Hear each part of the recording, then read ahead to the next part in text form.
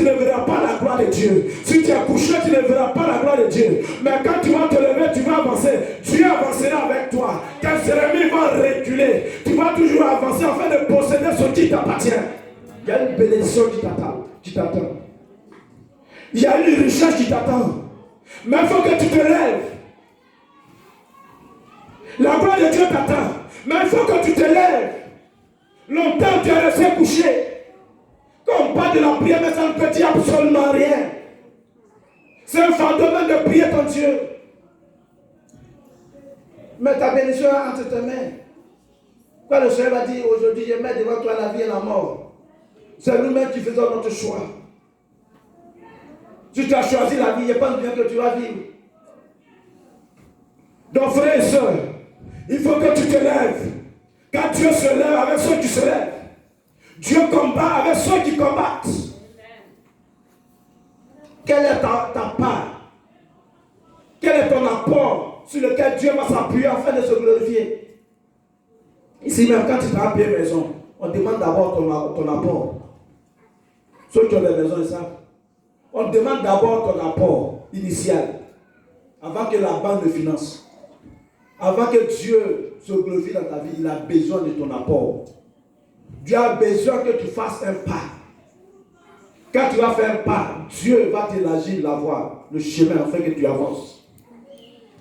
Dieu attend que tu fasses un mouvement, afin de faire le mouvement avec toi. Il faut t'élever, frère.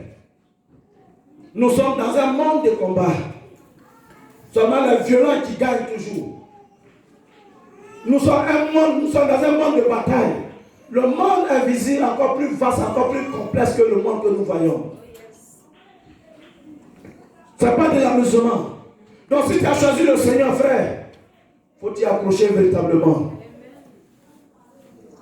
Il faut suivre la voie de ton Dieu. Il faut faire confiance à ton Dieu.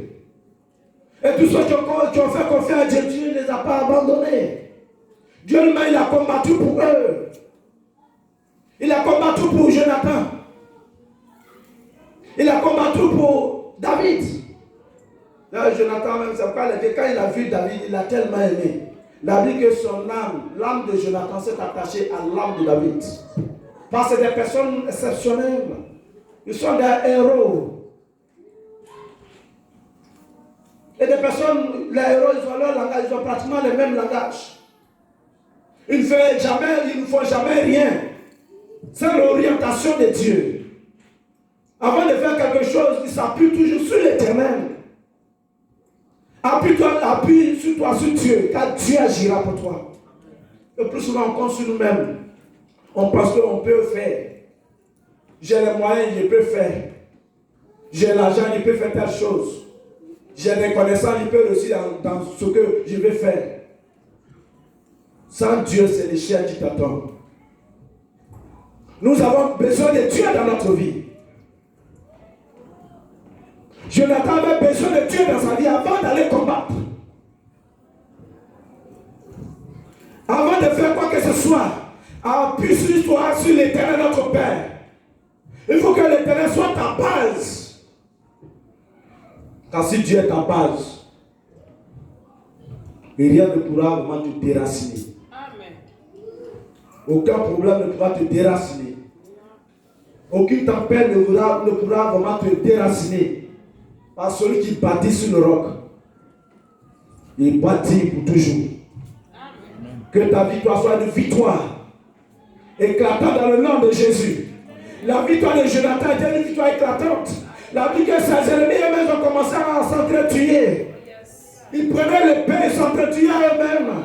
C'est comme ça que Dieu tue ceux qui se la contre ses enfants, contre ses élus. Ceux qui lui font confiance, Dieu lui met combat pour eux, afin que la victoire de Dieu les accompagne. Lève-toi dans ton foyer afin que la paix de Dieu t'accompagne.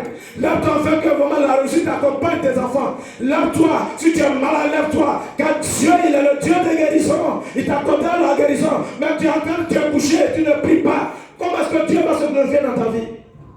Comment est-ce que Dieu va agir dans ta vie? Dieu agira. Il agira pour ceux qui veulent qu'il agisse dans leur vie. Amen. Vous voyez, quand Jésus est venu, ce n'est pas tout le monde qui a guéri. Ce n'est pas tout le monde que Jésus a guéri. Et ce n'est pas tout le monde que Jésus a ressuscité. Aujourd'hui, ce n'est pas tout le monde qui peut avoir sa guérison. Ce n'est pas tout le monde qui peut avoir vraiment sa délivrance. Ce n'est pas tout le monde qui peut avoir la joie de Dieu dans sa vie. Mais seulement ceux-là qui désirent. Si tu désires réellement la paix de Dieu dans ta vie, Dieu va t'accorder.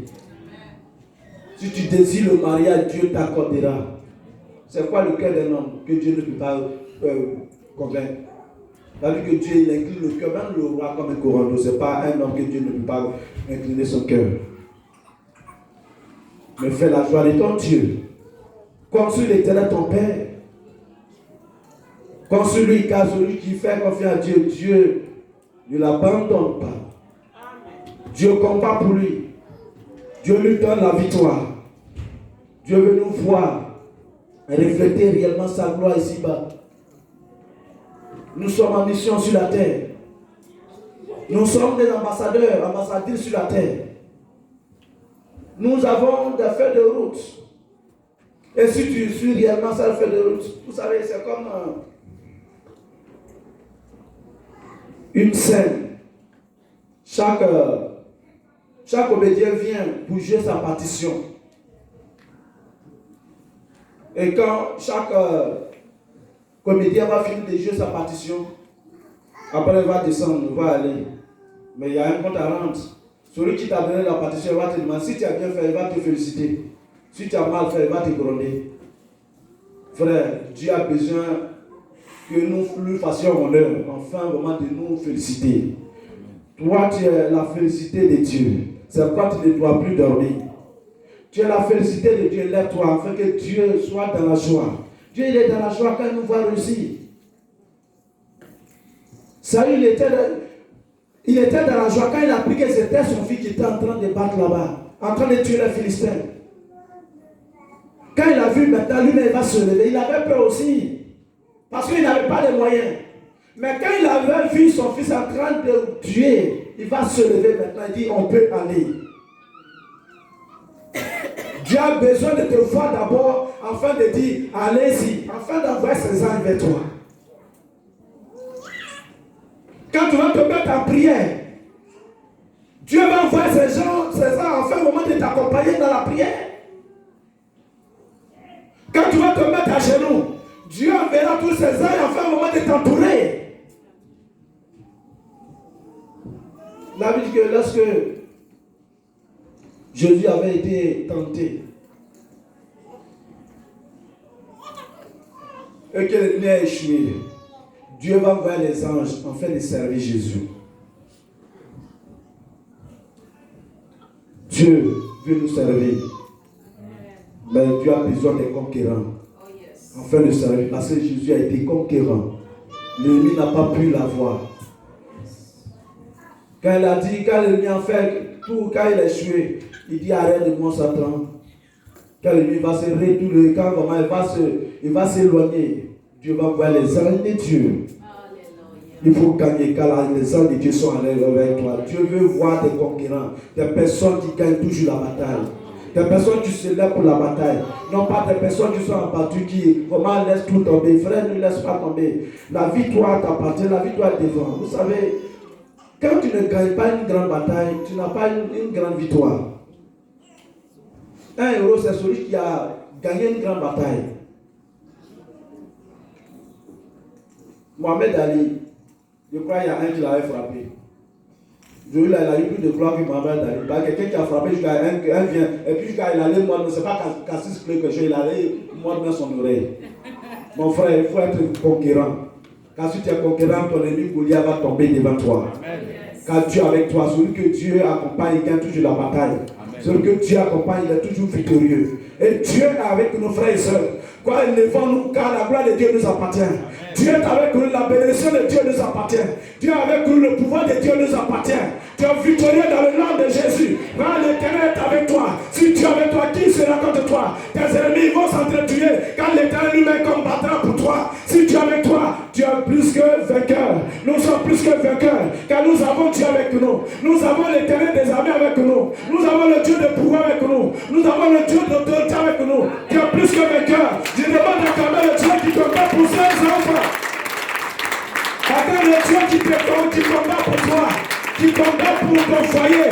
Qui combat pour ta famille. À cette fin d'année, tes sorciers, eux vont s'entretuer.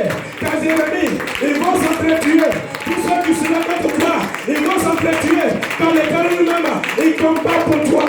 Sois vraiment dans la joie. Sois dans la joie. À cette fin d'année, le malheur là, c'est pas pour toi. Celui qui voudra ton malheur, c'est lui-même qui a cherché. Quand son malheur va l'atteindre, celui qui voudra que tu meurs à cette fin d'année, c'est lui-même qui a cherché sa mort. Parce que Dieu même va le frapper. Et il va mourir dans le nom de Jésus. Quand l'Éternel combat pour ses enfants, c'est pourquoi si tu as des moments difficiles, ne pleure pas. Mais porte les gars vers celui qui a fait les cieux et la terre. Quand il est capable de te libérer, il s'appelle Jéhovah. Il s'appelle Jéhovah. Il s'appelle Jéhovah. Il s'appelle Jéhovah. Il combat pour toi. Sois rassuré. On se tient debout. Nous allons prier notre Père. Nous allons